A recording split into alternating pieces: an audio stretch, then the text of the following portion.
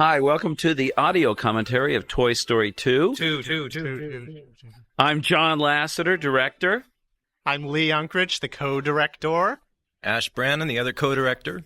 And I'm Andrew Stanton, one of the co-writers. So the titles were a lot of fun to do because they were kind of inspired by our favorite titles, namely Superman, right? Remember the titles of Superman? Yeah, plus like the cheesiest thing you can imagine in computer graphics is a flying logo. Yeah, that's right. Yeah, we've never done flying logos before. Those were the first chrome flying logos Pixar ever did. Finally caught up. Yep.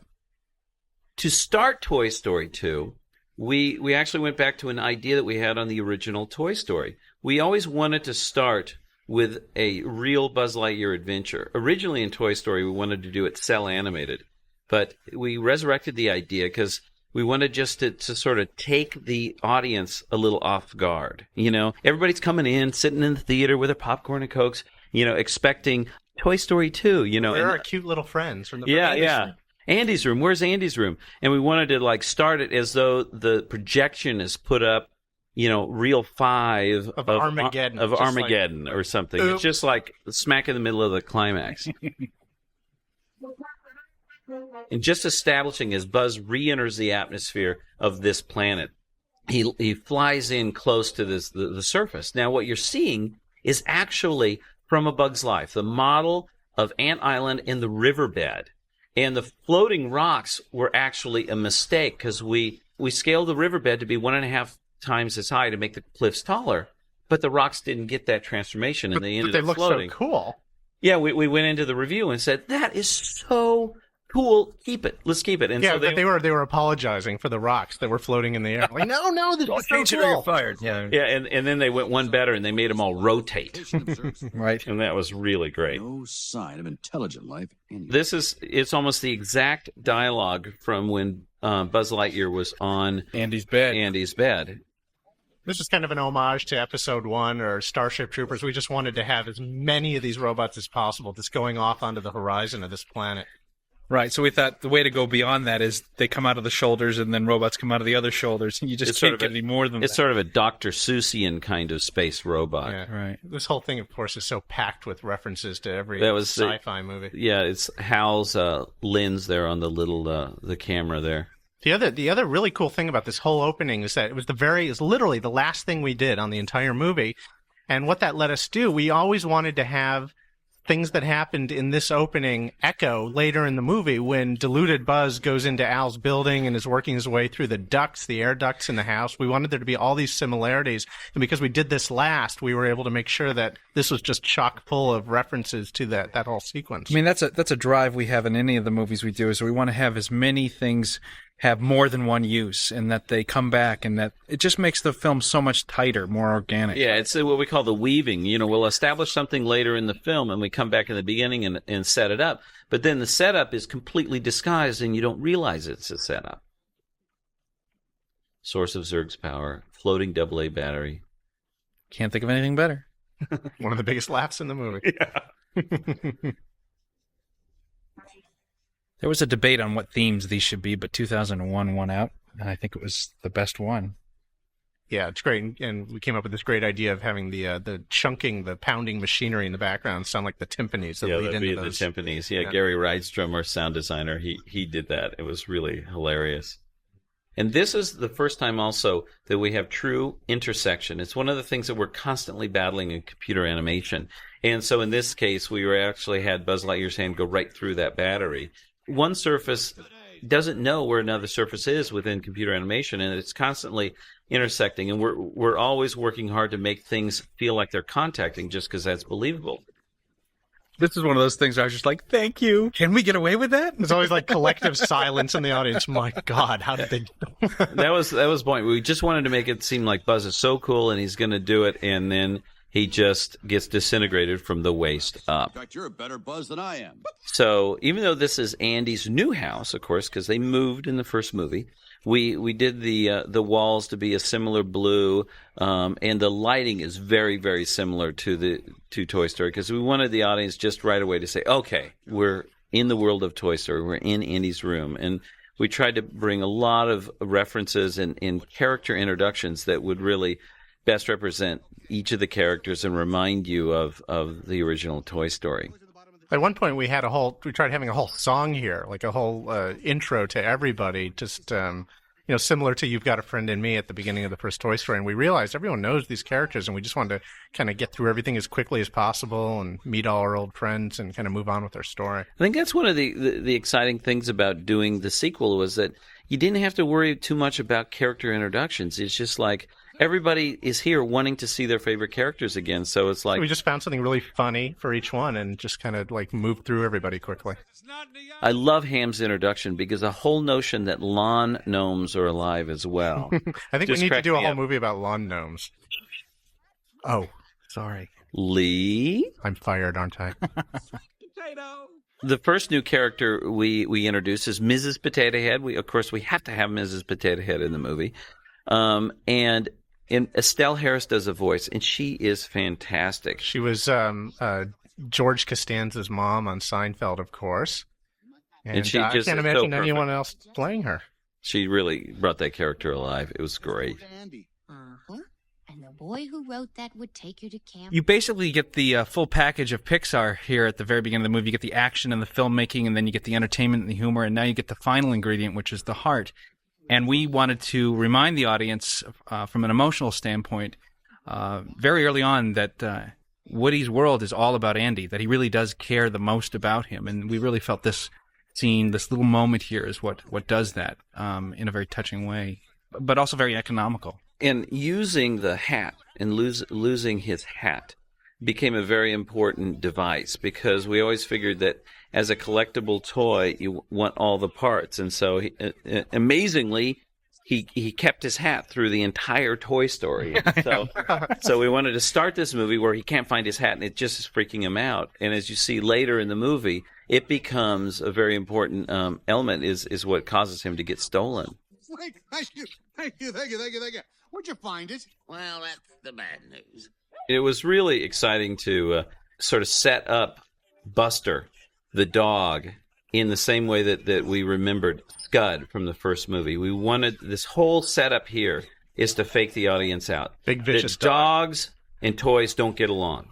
Dogs chew toys. That's it. That's what the world, that's what you remember from Toy Story. And so this whole thing is set up to really fake the audience out until, of course, when Buster finds him and he's ready to chew his head off, and then he starts licking him. And people love this.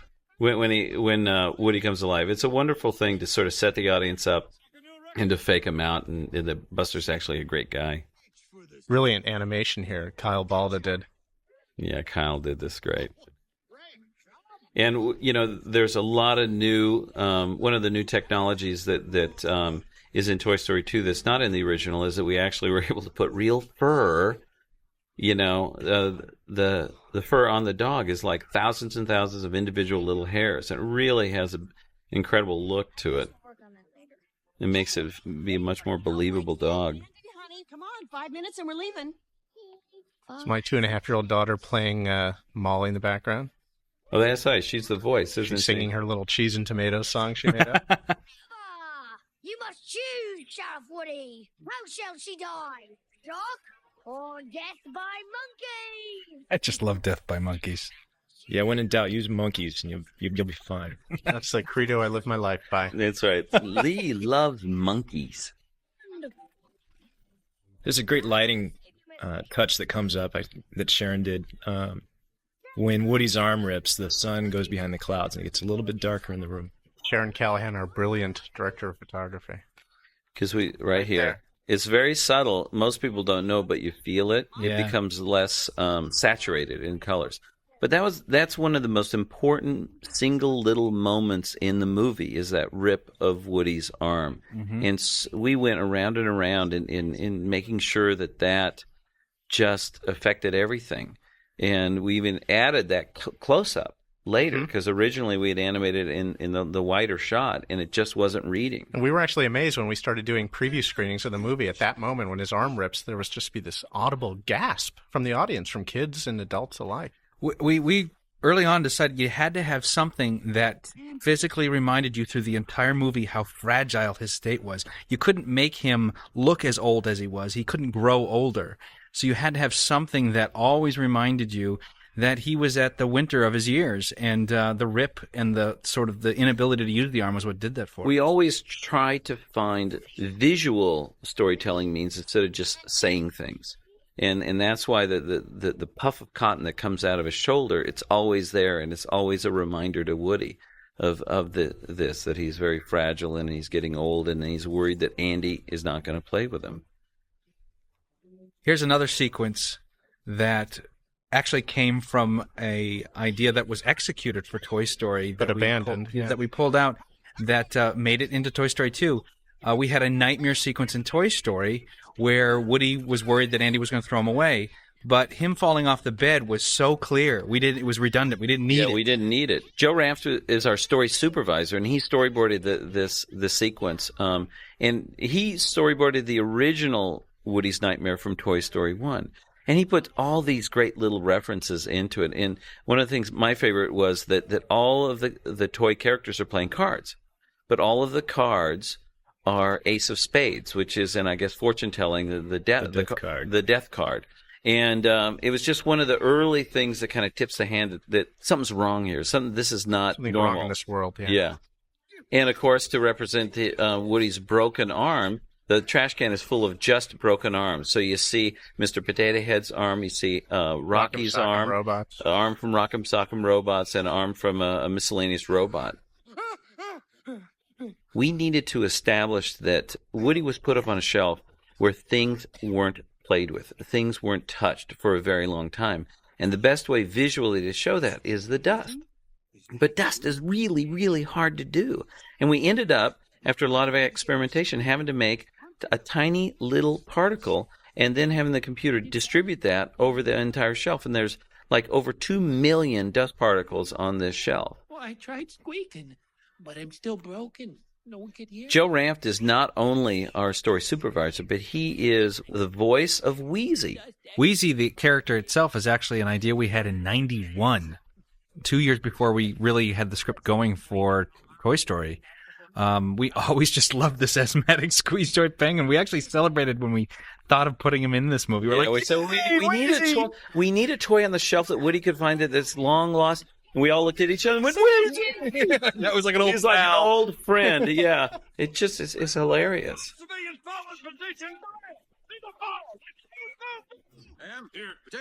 The yard sale and the toys being afraid of that really kind of is reminiscent of them being afraid of the birthday party in the original Yeah, Toy very Story. similar kind of thing. It's really the only other thing to be afraid of, you know. It's a seasonal thing. But unlike Toy Story 1, which is about new toys coming in and being replaced, this is about a toy Being discarded.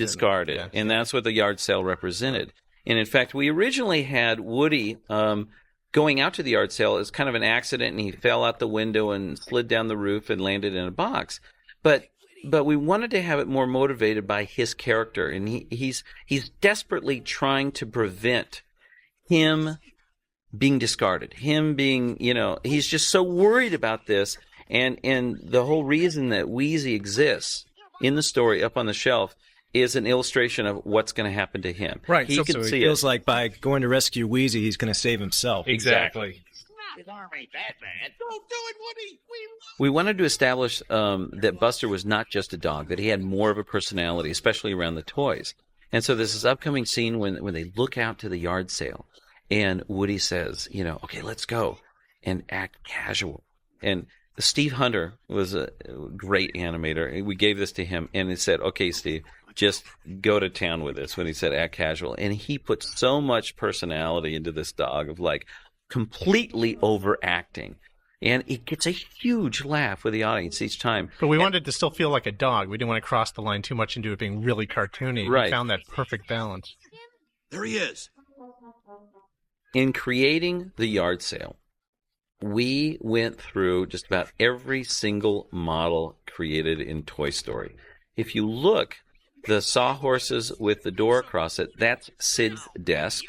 There's a dog collar from the circus in Bug's Life. It's Wheezy. You'll look up on the desk when she's selling a bunch of door locks. Well, those are all the door locks from Sid's door. Some of the furniture out there is from Andy's living room in the first movie. Bless you, Woody. All right. Back to Andy's room. Yeah. Way to go. Of course, the whole yard sale and getting Woody out to the yard sale was so that he could be found by a collector. Now, the original idea of Toy Story 2 came from the fact that we are all big toy collectors, especially me. I have a huge toy collection in my office. And my sons, I have 5 sons, and 4 of them are young, and they love to come to Daddy's work to play with Daddy's toys. And as they come in and start playing with these collectible toys, I get completely freaked out. And I started thinking about what's it like from a toy's point of view to be collected. And out of that thought came the idea of Toy Story 2. What about thinking of Woody being a collectible toy? And so the idea spawned from that of like, what if, Woody was very valuable. He still has his hat, and he's found by a toy collector. And so we as we started discussing this notion, we thought, well, what about the Al of Al's Toy Barn? Now, you remember in the original Toy Story, there's the Buzz Lightyear commercial.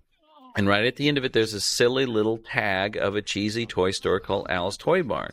Tri-County. Available at all Al's Toy Barn outlets in the Tri-County area. Right. And so that was the birth of Al McWiggin. Even the whole idea of having it be Al from Al's Toy Barn goes back to Buzz, because we thought it'd be really great to have a toy meet his identical way back. I mean, that's something that happens to toys that humans never encounter, so we thought it'd be really fun to do that. And in order to naturally get the toys to run into a toy barn, we thought, well, what if the owner is the kidnapper? Is the collector. Right. Get him, Buzz. Okay, where's the red jack?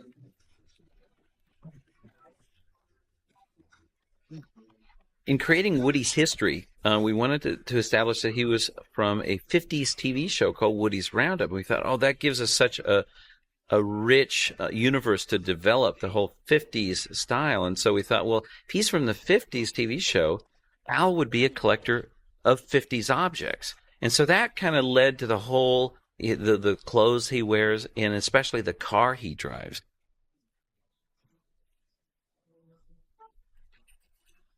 Why would someone steal Woody? In the story, we wanted to keep the audience where Woody was, and keep you confused as an audience member as to what's going on. And so we just kind of started showing you snippets of what's happening to it, where he's being taken, and in the storytelling is I love this upshot for that reason. And the sign says it all. Woody's in the worst possible place he could be. Right, for no a toy. Children. That's what's so great. We used to have a whole sequence a scene right after this where we followed Al up to the apartment and putting Woody into the case, and we finally realized we just didn't need it. It was much more evocative to have him just disappear into the building, and next time we saw Woody, he was in the case, and we filled in the gaps in between. Exhibit B. Composite sketch of the kid. Now, this sequence was one of the first in production because we knew it wouldn't change a lot. It was inevitable with our storyline that the characters were going to find out Woody was kidnapped, and they were going to try to figure out who had taken him and why, and go after him. Backwards. It went the other way. Hey, put a cork. I love the Shriner Little Tyke driving the car. Yeah, got to get him in there. I just love Etch-a-Sketch being alive that can draw so well, and how fast it could draw too. And that actually is a setup for later when he needs to reproduce the map. Copy the map from the Al's Toy Barn commercial. What are you doing, Buzz? Some sort of message encoded on that vehicle's ID tag. It's just the license plate. It's just a jumble of letters. Yeah, and there are about 3.5 million registered cars in the Tri-County area alone. Now, Buzz deciphering the license plate. Ash, I believe you have that exact license plate here in California, don't you? Just by chance. So 49 others of you out there in the U.S. can have that same license plate. Just not in California. Little kids throw rocks at my car, though.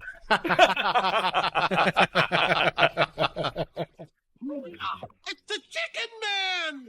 That's our guy. I knew there was something I didn't like about that chicken. I just love the transitions in Toy Story 2.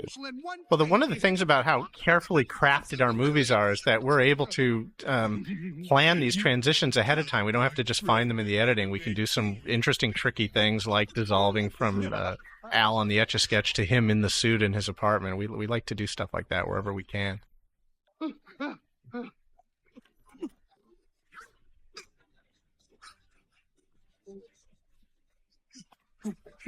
When we were working on the movie earlier on, we originally had Al's Toy Barn be halfway across town, but when we were making the movie more efficient and we didn't want to have characters having to figure out how to get all the way across town, we were sitting in a meeting and I said, well, why don't we just put Al's Toy Barn right across the street from the apartment building? And it's funny because we thought, oh, no. At first we said no because it's just too convenient. And we said, well, why not? Let's make a joke out of it. It's funny.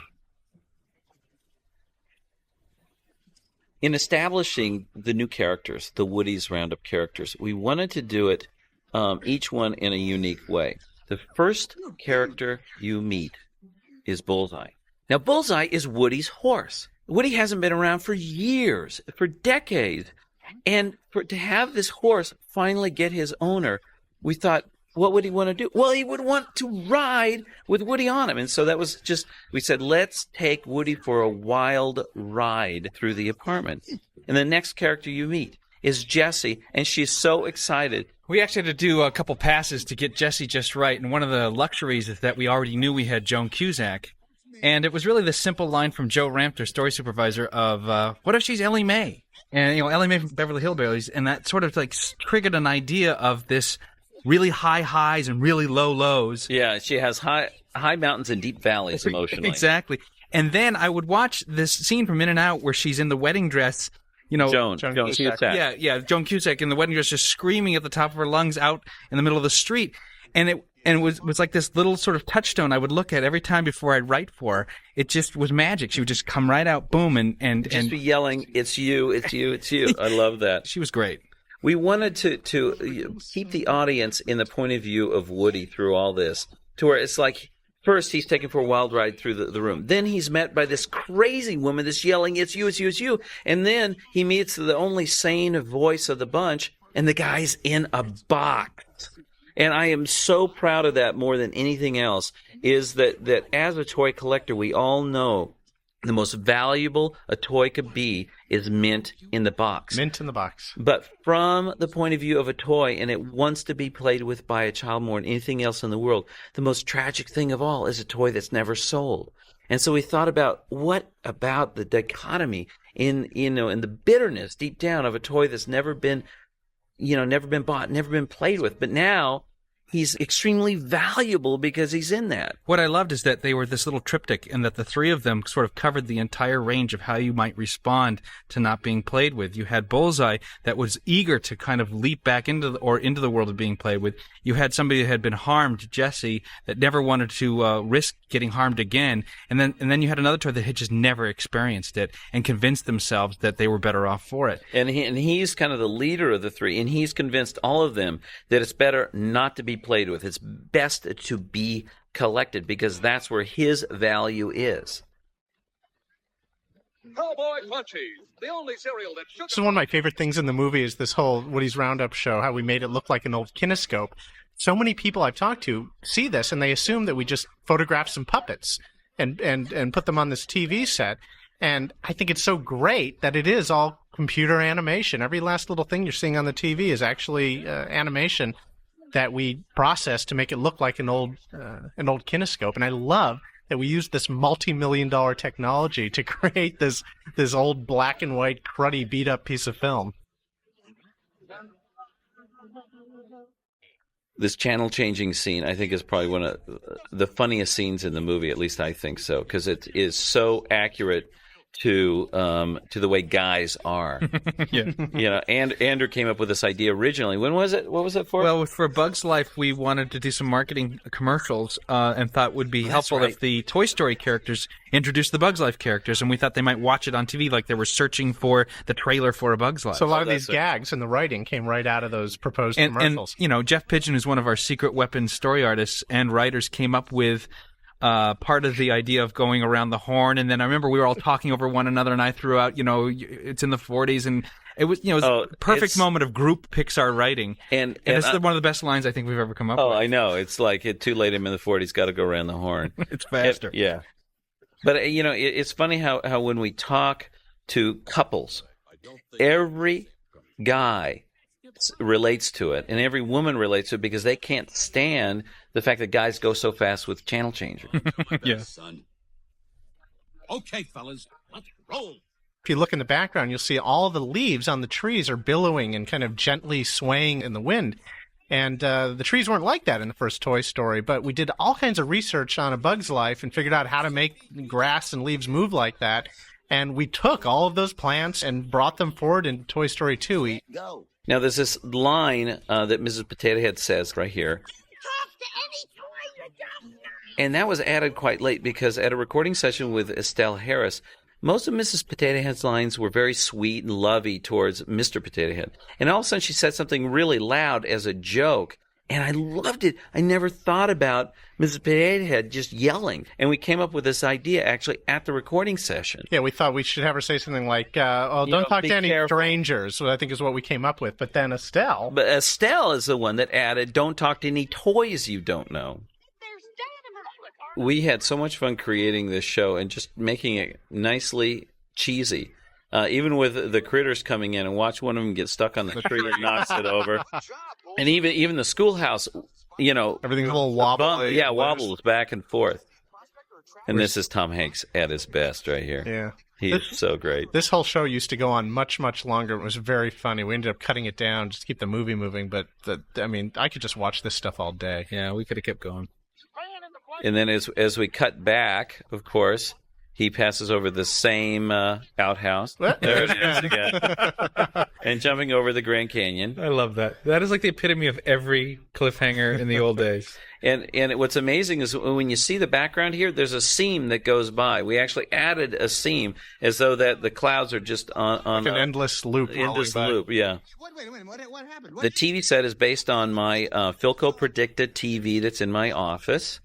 We measured all the dimensions of it. It's not just based on it. It isn't. I know. Down to the inch. It's just great. Cancel it. 2 words. Sputnik. Once the astronauts went up, children only wanted to play with space toys. I know. So many cool this whole collection. This is like a showcase for this beautiful stuff. The lunchbox, and the thermos, stamped tin bank. And I had spoons just like those. They were Huckleberry Hound and Yogi Bear. We scripted this whole section, but I remember when we recorded Tom, we wanted to get some ad-libs out of him, so we mocked up some of these props and had pictures. Had him play with it. We just showed them to him, and he rambled on and it was great. To them. I stood in front of him with the pictures and just held them up. He didn't even know what there was, and he started figuring out what is it. It's a bank. Cool. And then I came back and I took all this great stuff and cut it together into this great little bit here with him. A record player. I haven't seen one of these in ages. Yeah. This is great. We don't know if any children today even know what record players are. It's called a record player. It's a precursor to the CD player. Yeah. Hop on, cowgirl! This is so fun to play with the record player, just like we used to. Everybody who grew up with record players, you would play it fast, you'd play it slow, you'd play it backwards. And I love the detail. Even if you look at the label in the center of the record player, it's Woody's nose. The hole is right where Woody's nose comes in. So the spindle looks like Woody's nose. Which they did do on a lot of kids' albums when you grew up. What museum? The museum. The acting of these characters, the new characters, is so great. And Kelsey Grammer does the voice of the prospector, and he gives such rich resonance to it. And in the beginning, he is so kind and so wise. And then, of course, that completely disguises the turn that will come later. It's such brilliant acting. We were lucky to have so many great female animators this time around, too. We didn't have as many on Toy Story. We worked so hard to make a strong female character in this film. It's something, the first movie was made by a bunch of guys about the toys they had as kids and how they used to play with toys. It's very much a boys' movie. But we really worked hard. Helene Plotkin and Karen Robert Jackson were the producers of Toy Story 2.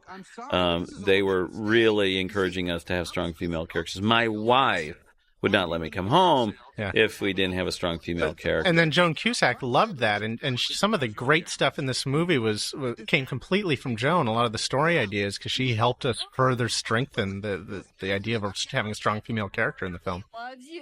It's not like that, okay? Now you're at the point in movies where it's tough for a filmmaker to keep it alive because all the information's out now. All the details, the very last one, which is going to Japan, is out. We now know everything about the movie, all the dilemmas. And we have what's called the second act sag, where how do you keep interest in the movie? Because why doesn't Woody just leave now? He knows the whole deal and he wants to go. So we had to come up with what you want as a mini dilemma, something that has its own little beginning, middle, and end, and finishes, takes up about a minute or two of screen time, but its outcome furthers the bigger plot of the movie. And so we came up with, let's remove his arm. Let's have his arm be taken away. It rips off, and Al has it. And now there's no way he can leave until he gets that item. So it's not so much about some big value dilemma of do I stay or do I go, because we wanted to save that for later. Yeah. It's about keep him there. How do I get my arm back? How do I get my arm back? And it's great. We had so many people saying, "Oh, you can't remove Woody's arm," and then we said, Buzz did it. Buzz did it in the first movie. Yeah, we lost his arm, and so it's another thing that connects Woody and Buzz together. The similarity. Now, it is actually quite horrible because of the way Woody's reacting, but it's why we added this great line, and beautifully read by Kelsey Grammer, where he Prospector says, "Come over here and let me look at it." Oh, it's just a pop scene. It was sort of suddenly diffused the whole. It right then and there. It makes it not morbid, and it brings it back into the whole toy. Oh, it's just a pop scene, easily repaired. So that means it's like, oh, you're going to be okay right then and there. So it's no different what you do to kids when they have a big scrape. You're like, oh, it's nothing. It's nothing. You know what I mean? It's But he's still got as you're driving to the emergency room. But he's still got to get that arm back. Throughout this movie, we're trying to figure out where we have the great music by Randy Newman or just sound. In this sequence here, Gary suggested, let me do it just with sound. And he adds such a feeling of danger, and these little toys are out in this big, empty world, and there's all this rich sound, like stories going on way off in the distance. Dog barking, sirens going. It makes it feel like not such a great neighborhood. And that's what's so great about working with Gary Rydstrom. He's the best sound designer in the business, and he can take material and take it to a whole nother level and make little mini stories out of just putting in some really fascinating sound effects. We will not rest. When we came up with the transition of the American flag, though, we realized now this wouldn't work in other countries. So this is one area, and what's great about our technology and our medium is that we went back in, and for all of the foreign versions, we have created a different transition there. It's a globe with fireworks going off. And a whole new anthem. It's called the One World Anthem by Randy Newman. You're right. And now we get into a sequence that was pretty much on the lap of Jeff Pigeon, one of our storyboard extraordinaire guys. He just came up with this It started brilliant with idea. It was one drawing. It was one drawing. One drawing. Yeah. Woody on top of Al. It was Al laying on the couch, and Bullseye was licking the orange Cheeto dust off his fingertips, and we just cracked up. And that became a whole sequence. Go, go, go, go. And great animation on Bullseye right here by Rich Quaid. This is just, in developing Bullseye's character, we wanted him, originally, remember that, Ash? He was going to talk. He had a voice, yeah. He had a voice. And then we thought, no. Let's make him be like a giant puppy dog. Right. Extremely loyal puppy dog. And that gave him a whole different aspect of a toy being alive. Mm-hmm. That he's more of an animal. Mm-hmm. And I just love the way he tiptoed across that minefield. It's great. This is one of those, Tim Hiddle, yes. Tim Hiddle did This that. is one of the most amazing shots in the entire movie, as far as Still I'm looks real to me. Al Got nose hairs. Yeah, it's amazing how real he looks. I just love that. All of the shaders on Al. It's incredible, the 5 o'clock shadow. It freaks us out too, guys. This is John Carr's animating Woody's reaction. It's One just of the so best. funny. It's that silent burp that we all know. It smells extremely. And we spent about 2 hours in post-production layering those sounds with Gary, trying to find the most revolting, evil, foul-smelling belt. And for those of you who have surround sound, you'll notice how it travels across your room. And it's in your subwoofer. When Al wakes up, all of this is amazing performance by Wayne Knight. And a lot of this was just ad-libbing. We had very little of it scripted. And he just started coming up with stuff about the whole, officer, I'm sorry. And even to the point of looking around, and just where he's like, he's getting so mad at himself, where did he put it? Oh, here it is. And that was, we barely edited that. That was like Wayne. It cracks me up every time I hear it. So this is where we have advanced the main plot out of doing this mini subplot of getting the arm back. He now thinks Jessie did it, and it's just further enforcing this sort of misdirection that we want to give the audience, that Jessie is behind wanting to keep Woody there. Say that again.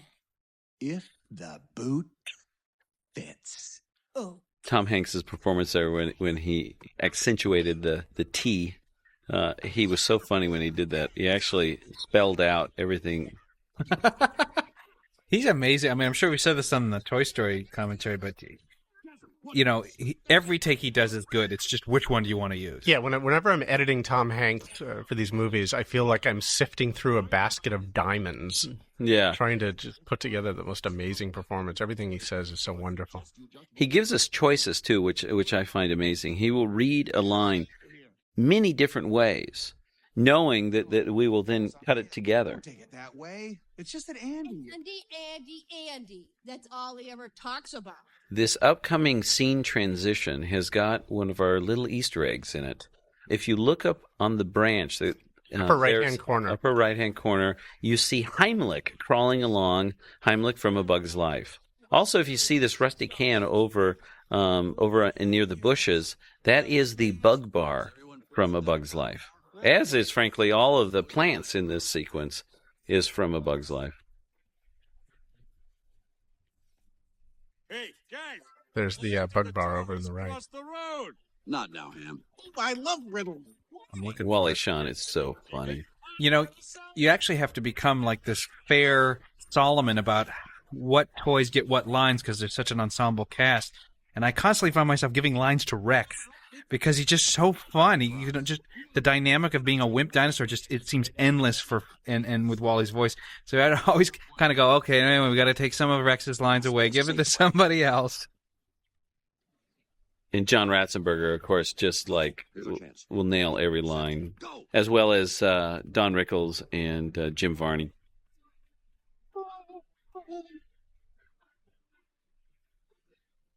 This was the very first sequence that was animated in Toy Story 2. Was this whole crossing the road sequence? And but for reasons mentioned earlier, it was actually in a different location. It wasn't right next to Al's Toy Barn. Yeah, before we made that decision to move Al's Toy Barn to be right across the street, all this animation had been done for this whole sequence, but it was in a completely different location. It was kind of like an expressway. It wasn't even in the downtown it was like in an industrial area. And another great thing about working in our medium is we were able to pretty much take all the work that had been done part and parcel and just now plunk it here downtown by Al's apartment building. Go! I just love this. This is great. It's also brilliant work between Randy Newman in the music and Gary Rydstrom in the sound, because the way that they worked we were very scared of this sequence because we knew it was going to be extremely loud. Everything about it was going to be loud, and we thought, oh, this is going to be difficult if the music is written all the way through it. And so they came up with an idea of just that Randy would score the music for just when the cones are moving and let Gary have time for all of the big crashes and the noise. Yeah, it's really great. We learned a lot of lessons on the other movies, and we were very, John insisted on this movie that Gary and Randy be together in the same meetings and that we have a dialogue between the two of them so that we could have a nice tapestry of sound and music working throughout the whole movie. In the original story, we had Al, as the collector, also restore Woody. And as we started developing the character of Al, and the kind of character he is, we realized, wait. he wouldn't have the ability to actually do all this restoration on the toy. He would just pick up a cell phone and call somebody. Right. So then we started thinking, well, okay, we need another character. Now, this was kind of late in the game, and the producers and production managers just started freaking out because we can't have another character design one. We said, well, wait a minute. Let's just use the character of Jerry from Jerry's Game. It was an Academy Award-winning short film that we did, and it was perfect. And so we brought it in, and we also realized this is great. This is like an in-joke that kids will get because Jerry's Game was on, as you all know, you're watching this, it was on A Bug's Life videotape. It's like when the Beverly Hillbillies went to Petticoat Junction. It was like just blew my mind when they crossed. Or when Batman was battling the Green Hornet. Exactly. Now, I mean it. Now, tell me, would Robin really win a fight against Kato? No, okay. Come on. We're going to waste the whole DVD talking about it. When I was writing this, my son had turned 6, and he was into video games finally, and he really pushed himself you were waiting for that, weren't you? into reading because he wanted to read the manuals for how to do these games, and so I ended up having to read them to him sometimes, and that really got me getting the idea of letting Rex find this manual, find how to do all these things, and it allowed him to talk about Zurg all the time, and so that it would help deluded Buzz get confused and go with them. This sequence we're very proud of from a cinematic standpoint because it actually kind of introduced sort of a new way of working for us where Lee would work with the layout department and they just kind of created all different kinds of shots. Yeah, I told them basically, I wanted this really lyrical kind of feeling, the camera always moving, gliding around everything. And we just let them be really, really creative and come up with great, coverage like you would shoot in a live action movie. Yeah, I mean, we had so much more layout footage than was going to be used. But actually, you and David were able. David Salter, the editor, and Edie Blyman, the other editor. Yeah, you guys were actually able to cut this more like live action. Mm-hmm. Exactly, and it shows, and I think it's some of the most sophisticated cinematic work we've ever done at Pixar. Yeah, you really feel it.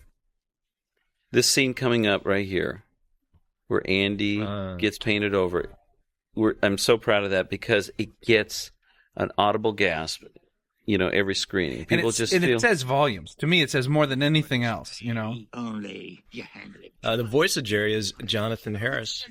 That's right. A Bug's Life. Yeah. Played It was Manny. such a great experience on A Bug's Life. And he wanted to work with us again. And we wanted to work with him again. And Some Bug's Life toys in the background. Right. Now we get into one of those, thank goodness we thought of this idea, subplots of, we had actually a point where we didn't have the Buzzes get switched early on in coming up with this movie. Yeah, Buzz just met him, and we had like a funny scene, and that was the end of it. And it My favorite shot. Wait. Okay, go ahead. And then it dawned on us that half the reason it was so fun to watch Buzz in the first movie is because he was deluded. And by having him switch with another Buzz, it brought back deluded Buzz. And that was a fundamental problem. Everything that was so funny about Buzz in the first movie, we couldn't do because Buzz's head was together, and he knew he was a toy. And what was great is that we were able to make him more deluded. We really pushed him. We really pushed him. And come on, we're all fans of Star Trek, and The Enemy Within is the best episode of Star Trek. Good Kirk, where bad good Kirk meets evil Kirk. That's and it. you had to do this. It just was meant to be. I just love the fact that Potato Head needs to drive, and he's terrible at it. This is John's joke here, and it's just so funny. Am I really that fat? It is funny. I laugh. I'm serious. What are you doing? You're in direct violation of code 6404.5. that code is actually the California no smoking regulation. Is it? We were sitting in a restaurant when we wrote the line. And The importance of research. Buzz Lightyear to Star. We actually did quite a bit of work to get Buzz's face smashed up against the glass. That was quite a little effort there by our wonderful effects team to do that. Love the cheesy little rocket going around. Yeah, and the sound, Gary. Sound had effect it just pushed it twice as much. We wanted to make it purposely cheesy just to show that he is just a toy and how deluded He just this guy completely is. lost his mind. When we came up with the idea for this big Barbie beach party, we knew we wanted to have all the girls dancing around and doing all these different dances, and we had to come up with different dances for everybody. And I remembered watching this Elvis movie with Anne Margaret when I was growing up, where she did this really Viva Las Vegas. Viva Las Vegas. She did this really minimalist little dance, and if you look at the Barbie In the right yellow. here in the In the foreground, yellow. the yellow, That's that's the Anne Margaret dance The voice of Barbie of every single Barbie is Jodie Benson, who does the voice of Ariel, the Little Mermaid, and she was fantastic. I can help. I'm tour guide Barbie. I used to have G.I. Joes, and my sister had Barbies, and my G.I. Joe would climb in his Jeep and drive down the hall and take Barbies out on dates. But Barbies couldn't bend their legs and stuff, and they couldn't fit into G.I. Joe's Jeep. That just always inspired me by how stiff to animate Barbie. And if you notice, as tour guide Barbie drives, her fingers are completely stiff the whole time. Right. You Hands know, are all and fused together. Yeah. It says how you defeat Zurg! Our effects department had a pretty tough job ahead of them when we came up with this idea that they would run into this container of Super Balls and just have them bouncing everywhere. But they did a fantastic job, and Gary, again, with the sound, just like carried it through with the balls bouncing all around the audience. And how can you have a dinosaur chase a car without doing this? Jurassic Park. This is my favorite movie reference in all the film, because Rex is so opposite of the T-Rex in Jurassic Park. And also he was inspired by it, because Jurassic Park came out when we were developing the first Toy Story. Yeah. We had the idea of let's put a dinosaur in there because of how cool that T-Rex was. This line right here. Is the Buzz Lightyear aisle. Back in 1995, short-sighted retailers did not order enough dolls to meet demand. Is probably my favorite line in the movie because it's true. There was such a huge shortage, as we all know, of Buzz Lightyears after the original Toy Story came out, and none of the toy stores would buy any. In fact, you know, they put orders in for only 60,000 Buzz Lightyears in all of the United States and Canada. And Albert Chan, who makes Thinkway toys and made the Buzz Lightyears, has ended up making more than 9 million Buzz Lightyears since then. So they kind of underordered the original Buzz Lightyears. It's like printing my own. We casted a great actor, Wayne Knight, to do the voice of Al. And he brought so much personality to this guy. And it just a pure love of collecting toys, and he just was really into it. And every time we recorded, I couldn't believe how much effort he put into this performance, and it comes through. It just, every time Al is on the screen, it just comes alive. We animated Woody in this sequence to be about as annoying as possible, just so Jessie would just she's so mad at him, she just would they have this, this is the point in the relationship where they just can't stand each other. You know, that she's been really mean to him, and, you know, he's been really He's frustrated been nasty with to her. And right. frustrated. And it's Bullseye that kind of softens Woody, because Bullseye is just a sweetheart, you know. If you go back and track this, you realize how manipulative the prospector actually is, because his whole motivation to get Woody to go over and talk to Jessie is nothing other than to keep Woody there. Yeah, keep Woody there. And that's actually it was a very delicate balance to have us trust the prospector without ever tipping our hat that he was up to no good. Yet when we reveal that he's a bad guy, not having it come completely out of nowhere. Right. Yeah, and when that happens, you can go back and look at everything he says to Woody, and he's slowly manipulating Woody. There's a subtext to everything, and it all kind of makes sense in the grand scheme. This leads into, I think, one of the best uses of a song in any movie. We were working very hard on this sequence where Jessie relates her backstory of being a toy that was really loved by a girl named Emily, and it was exact. We wanted to be an exact parallel to how Andy loves Woody. And every time she would say the story, she would tell the story, it lost some emotion. And we were sitting in a meeting once, and we said, "What about a song? What about a song?" And you know, we don't like to have characters break out in song in our films. We like to have the songs, you know, sort of really reinforce the emotion of the scene. And it just fits so well. And so we met with Randy Newman, and I think this is one of the best things he has ever written. And he wrote it actually very fast. But I remember telling him, "Randy, this does not have a happy ending. This song has to be sad. And he just did a wonderful job. And I tell you, probably one of the highlights of my career will always be the recording session between Randy Newman and Sarah McLachlan. It was in Vancouver, and it was just him on the piano and she singing, and the two of them alone in the studio. And it was so special, and it just brought tears to our eyes. How much emotion she brought to this song. And I said, oh, we have to have the visuals support how beautiful this song is. Mm-hmm. Yeah, Sharon Callahan, our director of photography, did just a gorgeous job giving this just a kind of a luminescent feeling of old bittersweet memories. And there's a glow, a softness to it that she added to this.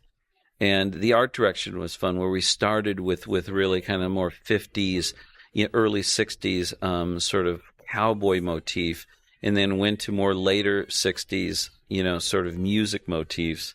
And again, the dust, the stacking the dust on underneath, just to get the sense like she's been there a long time. One of the nice sort of dual things that happen in this emotionally is that not only does it tap into people's memories of the toy they forgot, but it just taps into separation of somebody that you love. And so it affects parents as well. You really think about the point your kids growing up. Of your kids growing up and leaving. Yeah.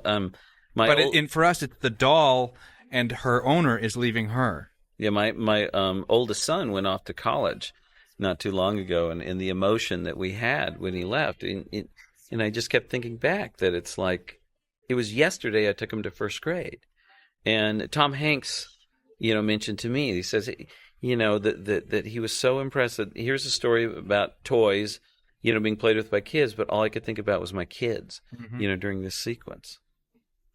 Yeah, and that's intentional. This was the most brilliant work that Joan did on the movie. You never forget kids like Emily. The recording session. I'll never forget. It was in Chicago. Yeah, we all flew to Chicago. 3 Kleenex boxes. Oh, my goodness. Everybody in the record. She was in tears while she was acting this. And I had tears rolling down my face. And I turned and looked at everybody else in the room, had tears rolling down our faces. Because she just, even though it wasn't very many words, it was so emotional, and it was really, really special.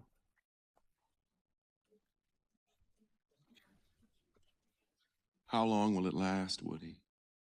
Do you really think Andy is going to... This is my favorite cut in the movie because the one image of looking down that dark vent and hearing, sort of that haunting sort of wind, it just encapsulates the entire dilemma of Woody. That's what it's dark, going back to. Scary future of uncertainty, or this comfortable, warm friends to stay with. And I just love it when things can capture the entire meat of a movie without being in an image. Hitting you on the head, being expositional or anything. In fact, Sharon Callahan actually warmed up the lighting in this sequence to have more of that contrast. It's always been more inviting. Yeah, it's always been very, very cold and blue in that room, but in the sequence she warmed it up just to make that decision more easily made by Woody. So after this sequence, which is full of emotion, we really needed to have some laughs to bring us back. And of course, we had this sequence, and we had built the Rock'em Sock'em robots for a completely different part of the movie earlier in the Toy Barn sequence. And we said, well, why don't we use them here? And so Lee and I did the voice. I'm the blue guy, right? Yeah, and I'm the red guy. Right. But there's something little special about the red guy, right? That's the blue guy. The blue guy? You can't see it here because his ear is turned away, but we modeled this about the time of the big Tyson-Holyfield fight when Tyson bit Holyfield's ear off. And so the blue guy's... He's missing a little bit of his ear. A little notch the blue guy. It's missing part of his ears. But you can't see it. You'll just have to trust us. It's him. Funny, he doesn't look like poultry. That's the kidnapper, all right. I just love that. This is just like sinks it home and reminds the audience that this is not the regular Buzz. This is insane Buzz. Well, it was important to remind people all the time. I mean, all you had going for you was, other than the acting, was the helmet and the belt to remind you. And it is so funny that we were able to really push him too. and that but you bought that Andy's toys didn't get it. Right. Like, it's such a lunatic. It's Buzz. They're with Buzz. Yeah. I mean, even from us, from a writing and filmmaking standpoint, we're just so happy to see Diluted Buzz back. We were just coming up with as many things as we could. It was just so I think fun one of the funniest lines is when he says, "Where'd you get the cool belt, Buzz?" Well, there's standard issues, slotted pig. Right. This is another, I always like to lead people to the a certain expectation and then rip the rug out from under them and leaving them with no idea how you're going to get out of something, and doing that with these doors. And then right at that moment, take it just a little further. And add a monkey. Add a monkey. Add a monkey. Always helps. Always helps. Monkeys are funny. There's such a big groan from the audience. That's that. Yeah. And then I just love this scene, too. He's this little toy jumping on this rubber mat. It's they so all futile. pay off. Then there's the jumping, and then they see him park across the street. He's just across the street. Oh. Now, Lee. Yes. The Zurg doll. Yes. This whole idea of seeing through the back of the eye. My favorite toy, bar none, when I was growing up was my $6 Million Man doll. Right. And the $6 Million Man had a little hole in the back of his head that you could look through to see his bionic Steve eye. Austin's bionic vision. And I am so happy. So for all of you that had that doll, that's why this is in here. Here we go. Look here. Yeah. There we go. And this is the same as the control panel that Zurg has at the beginning. If you go of the back movie. to the beginning, you see the control panels in exactly the same shape as that point of view, and but they're both called Zurg Vision. This is one of my favorite diluted Buzz Lightyear bits. The bag! No time to lose. It's great. The dashboard is amazing on that car. They do it with computers. He's ascending in the vertical transporter. All right, everyone. Hang on, we're going to blast through the rope. I love this right here. The pause is just great. And Randy hit the eye opening with that little bit of music. He's amazing. I don't understand. Somehow my fuel cells have gone dry. This was some of the first diluted Buzz animation we did for the film.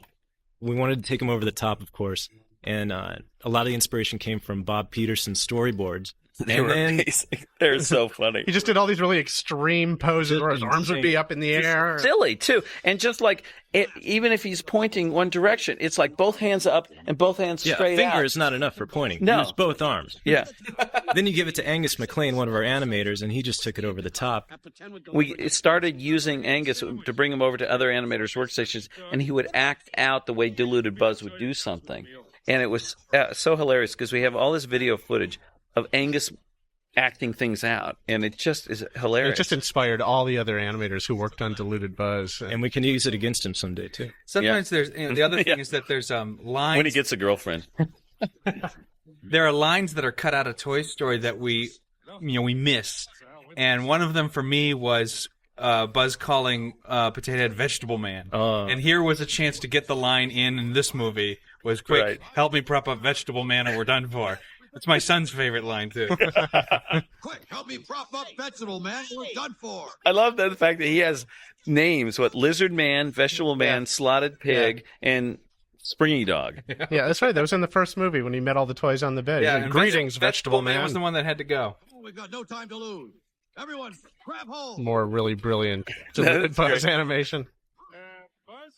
I remember Angus acting that shot out, where he's taking the magnets out of his utility belt. They actually shot that on video and then brought it into the computer so that the animators could Jeff just Pratt animated that. model the animation after Angus's so nutty acting. Rex. Hearing Rex way back. Rex way off there, and you could tell it's just like 2 words. Is how much? What? The character of Al, at times seems so realistic, but look at him. His legs are like 6 inches. Yeah, I want to know how this guy drives a car. Yeah.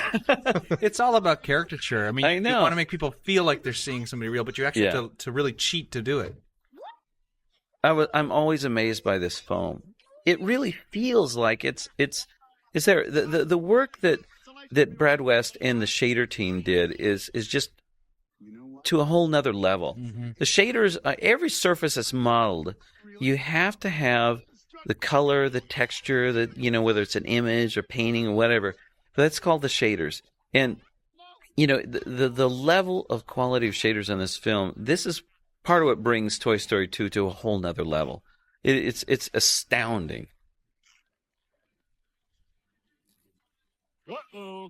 This scene is almost verbatim from a scene that Bob Peterson storyboarded. I remember seeing it for the first time, and it was just howling with laughter. And because of the way he like we said before, drew the diluted Buzz.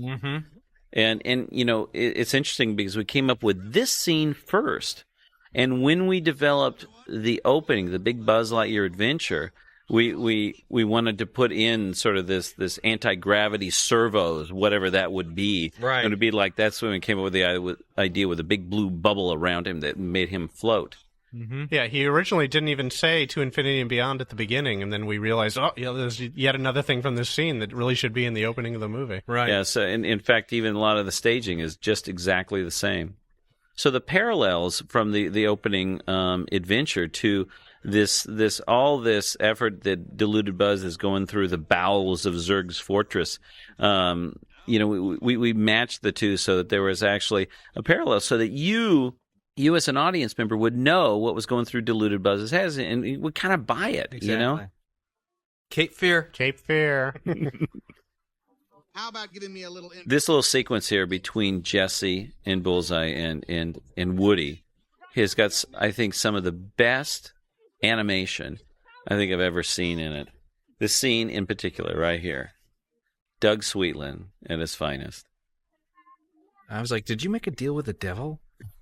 Because this is just amazing. It's like alive. He's alive. And I think more so than any scene in recent years, to have animation entertain an audience to that level, just a pure animation, is just astounding to me. I've got your critters. There's a scene here where Woody calls for his trusty steed Bullseye. Bullseye runs up under his partner there, and as he does a Hi-Yo Silver kind of pose and slips off. Originally, this was a test animated by Angus MacLean, and it was so funny to us the way the Bullseye, as the saddle would come off, he'd feel like he was naked and slip away. Then when John Cars was animating the real shot, he pulled that test animation and massaged it, as we say, and adjusted it and made it work for the real scene. And it just is fantastic. Well, we had that scene animated for a long time and didn't even have a place for it. So we looked in desperation for the right moment. Because we just loved it. Yeah. It said so much about Bullseye's character and was so funny. Buzz, can you see what's going on? And another potato head gag. Oh, this is so great. But this is, I love taking it to another level, the fact that it's like a remote camera. Right. I just love that. Well, another thing that came from the original Toy Story. Remember, Joss Whedon, our original screenwriter, had this idea to where he was going to have Potato Head take his eye off, drop it on the floor, and kick it under Bo Peep's skirt. Yeah, and she was going to smack him with her. And then she was going to smack him with her cane. And we realized, well, he can't quite do that. But we love the idea of that remote camera kind of quality. It was one of my favorite gags. This is Pete Nash animating. I don't understand. These are my friends. Yeah, we're his friends. The structure of this whole sequence was that of, like, we imagine sort of this SWAT team coming in, grabbing, a hostage and taking him out really quick, like boom, boom, boom, and the energy was so fantastic in it. And then, of course, which Buzz is the right one? And I love that we staged this just like those old cheesy movies where you'd have the identical twin meeting themselves. You can't cross the mirror the line. Our homage to Freaky Friday. It's just purely in profile, no trickery. It's just one guy on one side of the screen and the other guy on the other. It's like we had to do split screen today. We farmed out to ILM. And we contemplated having a seam down the middle to make it look like we did a split screen. But I had a feeling it was you, Buzz. My front end just had to... I love the way that Buzz shows who's the real Buzz by just opening his helmet. And we actually copied that animation almost verbatim for the way that Doug Sweetland originally animated it. In the first Toy Story. Yeah, and Gary Wrightstrom actually copied the same sound effects as well. Code 546 is the prefix of my hometown phone number. You know, everybody's going to start dialing 000000001. Is this a Stanton residence? Yeah. 002. I'm a rare Sheriff Woody doll, and these guys are my roundup gang. Woody, what are you talking about? What am I talking about? Woody's roundup! When we came up with the original idea of Toy Story 2, that Woody gets stolen by a toy collector and gets caught up with the notion of being a collectible, and Buzz would go and rescue him, we thought it would be great to get him into a situation where Woody is caught up in his own world, and Buzz gets to say to Woody this time, "You are a toy." Mm-hmm. Exactly the opposite of Toy Story 1. And, you know, we always had it to where Tim Allen actually mimicked the way that Tom Hanks read the line. You are a toy. And it was always like it's like too trying harsh. To force it in, like you're trying to shoehorn. Mm-hmm. Right. It was always right for the moment. Too harsh. And in fact, if you really look at the structure of that line, it's reversed, because originally it says, Tom Hanks says, "You are a toy. You're not you're not a spaceman. You are a action figure. Right. You're a child's plaything." Right. And in this one, we reverse it to where he says, "You are a toy." At the end of the line. The capper. Right. Just another parallel, like the arms both get ripped off. There's so many examples where Woody and Buzz have switched places in this movie. Yeah, and Buzz is the one that's re-teaching Woody the notion and the importance and the nobility of being a toy. Everything that Woody taught him. Yeah, that's what I find so poignant, is that it's everything Woody taught him. I don't have a choice, Buzz. What I find so great about this, the way that this finally, was structured, is that the prospector did such a good job in kind of brainwashing Woody, and he's only telling him one half of the story. That you come to this museum, you'll be loved by children for generations. You'll be loved, you'll be loved, you'll be loved. And Buzz is the one that sort of tells him the dark side of it. It says, yes, but you'll be behind glass. You'll never be touched. You'll never be loved again. And it's the dilemma of, do you want to live life and have it short, or do you want to live forever and not really enjoy it? Right. It's immortality or to be loved. Right. The thing I love about this is when Tom Hanks first came in on the first Toy Story meeting, and we had our first meeting with him to play Woody, one of the very first things he said was, "You're not going to make me sing, are you?" That's the very first thing he ever said to us. I can't sing. You're not going to make me sing. And so we kind of sing. The way I do, it's me and you, boy. Again, the Andy on Woody's boot, and how poignant that is. Makes my job so much easier. Yeah. It's such a nice thing to show visually, that it's like he scrapes it off and realizes, the meaning of being a toy. You're right, Prospector. I can't stop Andy from growing up, but I wouldn't miss it for the world. I love that line. It means so much about being a parent as well. I know we can't stop our kids from growing up, but we wouldn't miss it for the world. Cowboy. Hey, you guys, come with me. What? Andy will play with all of us. This is such great animation here, and Jessie, look at how troubled this decision is. She's just like so mixed up. And then subtlety in the animation of the eyes. And then this is one of those moments that I have to only enjoy vicariously, because I always know the prospector's the bad guy, and you get to hear the audience gasp when they see that empty box, and you always thought, that's right. They don't know that. I am so proud of that moment, because we thought, oh, people aren't gonna, people will get it, people will predict it, but they don't, and they get so surprised, and it's really fun. It's so fun to be an audience member, and all of a sudden it's like, what do you mean? Well, anytime Darth Vader is Luke's dad. Well, or even beyond that, anytime you set up a character as someone to be trusted, you trust this person, and then you realize you never should have trusted this person ever. This moment right here, the acting Kelsey Grammer does, the animation Glenn McQueen did, and the music Randy did. This is one of the best moments in the whole score. He just took that to another level. I'm so proud of that, because you get it. You realize, wait a minute, he's a bad guy. And then you think about it from his point of view. He was never bought. Right. He was stuck on a shelf in a box. The kids didn't want him.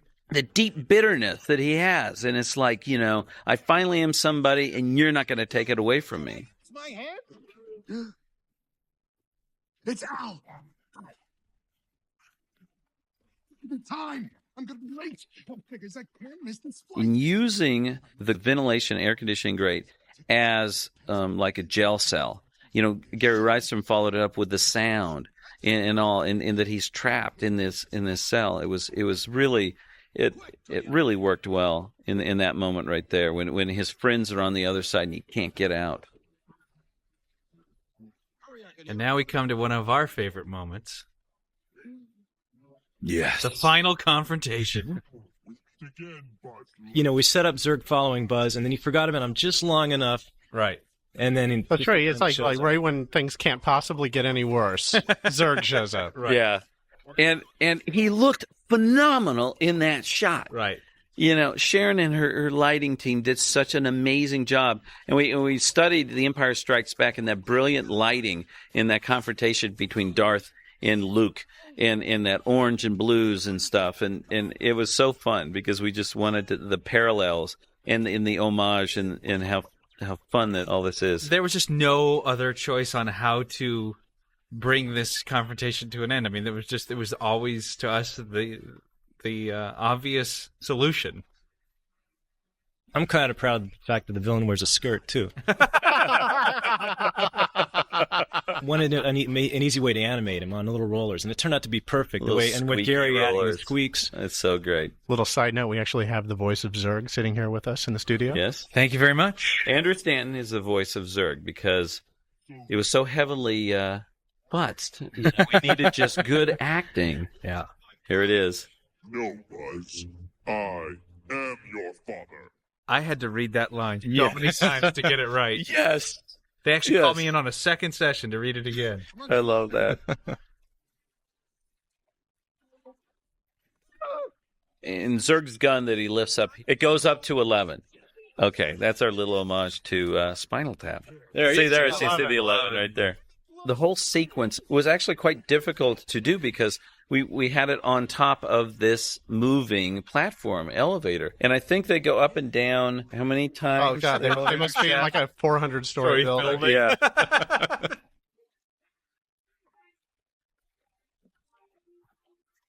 The music. Okay, yeah, the music. The music in the elevator is actually a part of the score from A Bug's Life done with 101 strings or like a music. Yeah. Bruno Kuhn. Right. And this is our here it is. Odd Job, James Bond. And the guy who animated didn't even know who Odd Job was. That's right. That's right. What's an odd job? That's right. Just like in the first movie, when the Pizza Planet truck comes out of nowhere just when we need it, more than anything else, we do it a second time. Now, I'm very proud of this little Field of Dreams moment with Zurg. Look at this, one tooth is out, the light bulb. I love that. The Letterman Zurg. It's really hilarious as a topper on the whole thing. Originally, we had Buzz carrying like the lifeless body of the Zurg toy off. And I have to go bury my father. And it was just a little too morbid, so he thought of Field of Dreams. Oh, no. One of the favorite characters in Toy Story is the little three-eyed alien. And we originally had like one or two of them in in Andy's room, just in the background. Andrew, you went to Japan on a publicity tour for A Bug's Life, and you came back. And I said, the alien is everywhere. Everybody likes the alien. It was huge in Japan. I said, it has to be in the movie. Yeah, it has to have a bigger part in the movie. And so we thought, what can we do? What can we do? And we thought, we had two ideas. One was when they're at the airport in the baggage area, they would find just like a crate going to a pizza plant somewhere, a shipment of like thousands of aliens. And we thought, well, that might be a little difficult to do. And then we thought, well, maybe the Pizza Planet driver, like, he works at Pizza Planet, so he would just get a few of them and they'd be dangling from the rear view mirror. The airport scene, especially this opening shot, we're exceptionally proud of because of the incredible amount of detail. There's no way we could have done this 4 years ago. No way. When we made the original Toy Story, the amount of detail that's in this. Galen Sussman and her incredible team, the technical team. Through the modeling and the ability. I mean, we took a lot of the knowledge that we developed on A Bug's Life and doing all the ant colony and applied it here. I am still amazed at all the detail. The shot is just so cool. I love the kids playing patty cake. Yeah, watch this. Watch this. Get a little fight. Yeah, watch. Boom, he plugs her and hides, Oh, bam. Yeah. Listen, fly boy. Somebody kidnapped Molly. I know. It's like, that's Molly. I understand, Be careful. You have a Frankel sticker or something? We were real lucky to know somebody who had a connection at San Francisco International Airport. And we got an actual tour of the baggage claim, actually behind the scenes where we're going right here. What? This took 70 hours of frame to render. Soon to be a new ride at Disneyland, I hope. Yeah. Oh, that'd be awesome. By the way, the ceiling of this baggage area is the ceiling of Al's Toy Barn. And Buzz has a sticker on his rear end. It's from Butte, Montana. Yeah, I'm sorry. That's just a joke that sorry, I loved. Chamber of Sorry to all our friends in Butte. If we have any left. Not only was this whole sequence really difficult to render, it was really, really difficult to do the layout and the staging. Ewan Johnson and Ricky Cleland led an amazing layout team, and this was really, bar none, the most difficult sequence in the entire movie to lay out. It was just so visually complicated. It was like doing a giant three-dimensional jigsaw puzzle, putting this whole thing together. And they would work on amazing. They would work on the main track where the action was going first, and we would get all that working. Then the set dressing would come in afterwards once we figured out where the main action would go, and put all of the conveyor belts that you see off to left and right, and just put it in there shot by shot. Well, the amazing thing is we could do all the hero animation, all the foreground stuff, and we had that done, and then later on we started to see the stuff rendered with all the bags in the background, and it just added such a rich complexity to the whole thing. It really just makes this sequence look dazzling. This was done so late in the production that we just, thank goodness, it was looking good the first time through. Eternity rotting in some landfill. Well, We actually deliberated for a long time what the proper comeuppance for the prospector was. Oh yeah, we reworked this comeuppance numerous times. There it is, Lasseter flight A113. A113 was our animation room at CalArts. Makeover. When we originally were designing the drawing that was going to be on the side of Barbie's face, we had makeup, like badly drawn makeup. And we were talking to the folks at Mattel. They were the ones that suggested, well, why don't you do it more like, face paint? And we thought, oh, that's even better because the line is that she's an artist.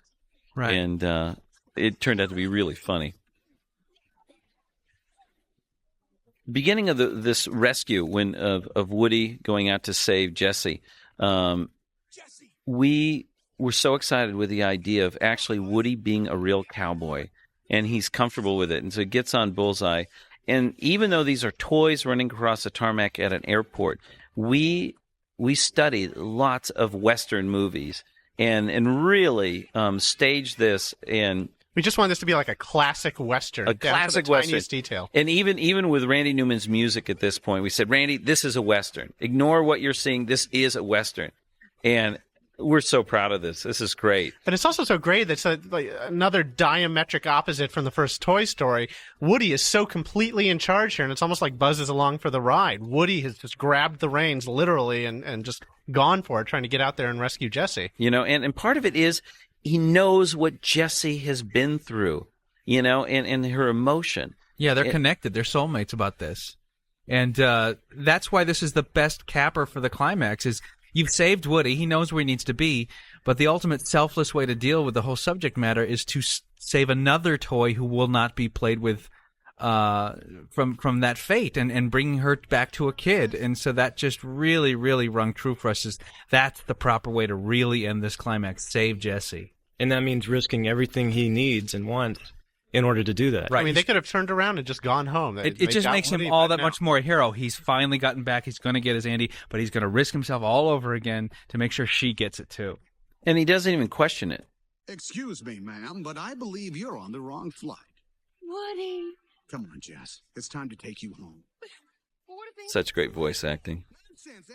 And it was serendipitous, that Andy had the little sister Molly, who could take Jessie and grow up with her. And these are the other ones I love doing that. Again, it's back to do what the audience is going to expect. Try and lead them into that they're going to jump out of this thing. Everything's okay. Bam. No, it's not. I love this moment. We always held the moment in Toy Story, the first one, when the match blew out. What are they going to do? What are they going to do? And we said, we got to have that in this one again. And we came up with the idea that the door closes and the plane is going to take off. Yeah.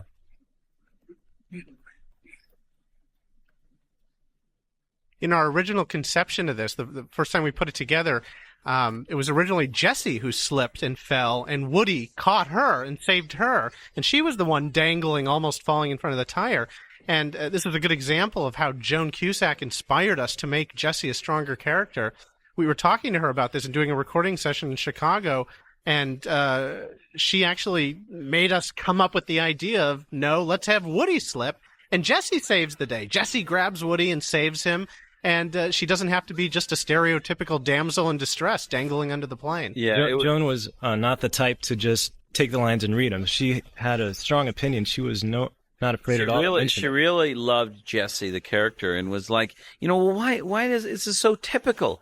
And we realized, it is typical. Why are we doing this? And so we switched it around right then and there at the recording session. I remember being in Chicago and calling Andrew on the phone and like, Andrew, what if we switch it? Yeah. And we quickly wrote lines over the phone and did it. And it was so exciting.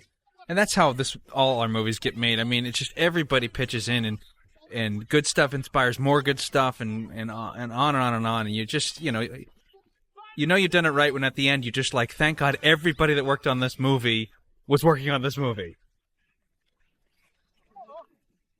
One of the things that we strived for that, I don't know if we've ever really had truly is an ending where the audience just want to get up and cheer, break out into cheer. And we were so excited. We really worked hard on this. And this idea of the second plane coming in was so fun because it's just that it comes out of left field and it just makes people squirm. Well, it's just you've got this big jubilant balloon of everyone so excited that they made it, then we just pop it. Yeah. Do you remember how this used to start? We were with Andy and Mom, and they were coming home from camp, and they passed by the baggage truck in the airport. We were totally giving it away, and then yeah, this was much funnier because they've made it back to the room, and you're kind of thinking, well, how did they possibly get back? And I guess they're just cheating and saying they made it back. But no, we explain.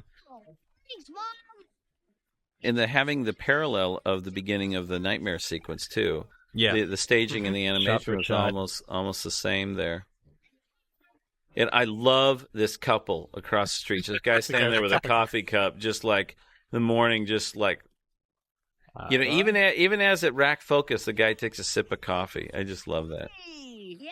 Glad I decided not to take him to camp. His whole arm might have come off. Now, we at Pixar are big fans of epilogues that nicely tie up each of the little characters, in nice, neat little bundles, because it's frankly the kind of movies we like to see. You like to see one last time with your favorite characters. And so we went through each of the characters, and I just love that, the business with Bullseye and with the Andy written on his foot. But every little moment we really worked hard on. And even in the editing, we kind of shifted things around. Remember that? We had the single individual moments, but which order they were in, we worked on a little bit. Yeah, it's really easy for these epilogues to kind of go on too long because you're trying to wrap everybody up, but we found a great balance of just giving everyone their little moment and moving on. The Hot Wheels car that she's riding down right there is actually an extremely scaled down version of Emily's car from Jessie's song. From Jessie's song, yes. Oh, hey Rex, I could use a hand over here, buddy. I don't need to play. For the longest time, we had no comeuppance for Al, and then somebody thought of it, let's do the commercial again, even though it makes no sense. Right. He's off in Japan. He's in Japan right now, and this is live TV. But nobody questions it, and if they do, so what? It's just this is such a satisfying ending. But you bought the disc by now. Yeah. No refunds. Well.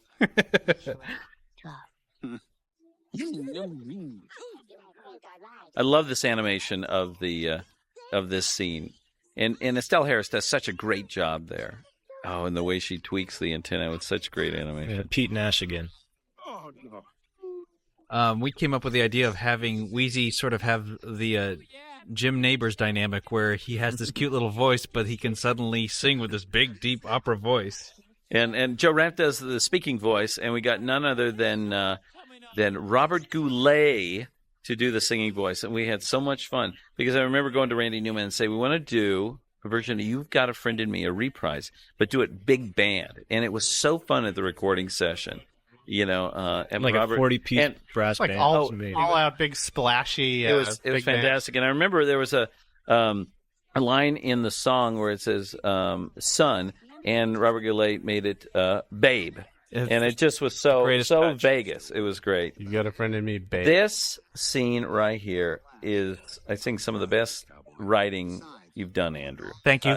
I love this scene. In fact, I remember when Andrew handed me the script page, it actually kind of almost brought a tear to my eye. I thought it was so great. And we didn't change a word. And it's just exactly the only time. Put a gold star on it. Now, when we cut back, I wanted just to take it home big time. And I remember saying, we got to have Barbie backup singers. And there's so many people who are saying, well, why would Andy have Barbie is in his room? I said, people aren't going to care at this point. Not only Barbie backup singers, let's put them in sequins. Iris out on Wheezy.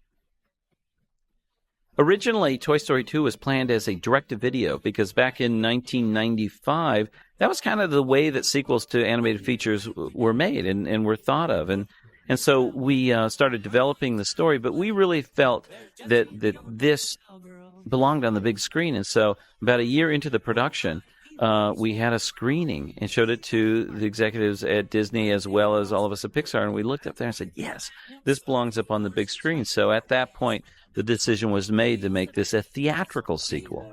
But at Pixar, we always felt that the only reason to do a sequel to Toy Story is if we could come up with a story that was as good as the first, but was different. And we really worked hard in the emotional side of the story because, the humor and the staging, the action, and the great visuals, we knew would come. But it's that emotion that was so important to us because what we value is a story in which characters change, characters grow. And in Toy Story, we're very proud of the way that Woody and Buzz both grow. And you couldn't make them go back and have amnesia and grow in the same way again. They had to grow in a different way, and that was extremely challenging. It's pretty overwhelming to have to do a sequel. Like I said before, we're audience members first and filmmakers second, and we just know how few good sequels there are. And we knew that was the only thing we were going to accept. We were only going to live with ourselves if we knew that we made something that was a worthy pairing with the first one and could stand on its own, but also complemented each other for watching them both. And it's a real testament, I think, to Pixar and to Disney and to everybody that represents those names. We had some insurmountable goals, and it's just, I'm very proud of everybody that had anything to do with this. In choosing to do a sequel, we also recognize that these characters mean a lot to people, and we had to do it right. We had to do it, make it great. Right after Toy Story came out, my family took a vacation, and we were changing planes in an airport, and we got off the plane. And this is 5 days after the movie came out.